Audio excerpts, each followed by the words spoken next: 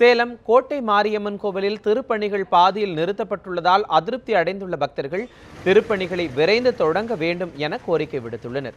சேலத்தில் பிரசித்தி பெற்ற கோட்டை மாரியம்மன் கோவில் உள்ளது. பழமையான இந்த கோவிலில் ஒவ்வொரு ஆண்டும் ஆடி மாதத்தில் அம்மனுக்கு 22 நாட்கள் ஆடி பெருவிழா நடத்தப்படுவது வழக்கம். இந்த கோவிலின் உட்பிரகார மண்டபம் மிகவும் பழமையாக இருப்பதால் அவற்றை இடித்து புது மண்டபம் கட்ட நடவடிக்கை எடுக்கப்பட்டு திருப்பணிகள் நடைபெற்றன. வேகமாக நடைபெற்று வந்த பணிகள் தற்போது திடீரென நிறுத்தப்பட்டிருப்பதால் அதிருப்தி அடைந்த பக்தர்கள் ஆடி பண்டிகைக்குள் திருப்பணிகளை முடிக்க வேண்டும் என கோரிக்கை விடுத்துள்ளனர்.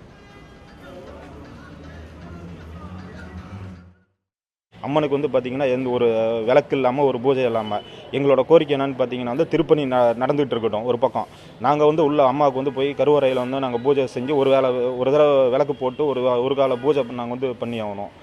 அதேமாதிரி பார்த்தீங்கன்னா திருப்பணி சீக்கிரம் விரைந்து முடிக்கணும். இந்த மாதிரி கோயிலை இடித்து போட்டுருக்காங்க. இந்த மாதிரி மூலஸ்தானத்தில் நாங்கள் விளக்கு போட கூட முடியல, பூட்டி வச்சுருக்காங்க. கொஞ்சம் தற்காலிகமாக நடவடிக்கை எடுத்தால் ரொம்ப நாளாக இந்த இப்படியே இருக்குது. தற்காலிகமாக அரசு நடவடிக்கை எடுத்து உடனடியாக செஞ்சு கொடுத்தா கொஞ்சம் நல்லதாக இருக்கும்.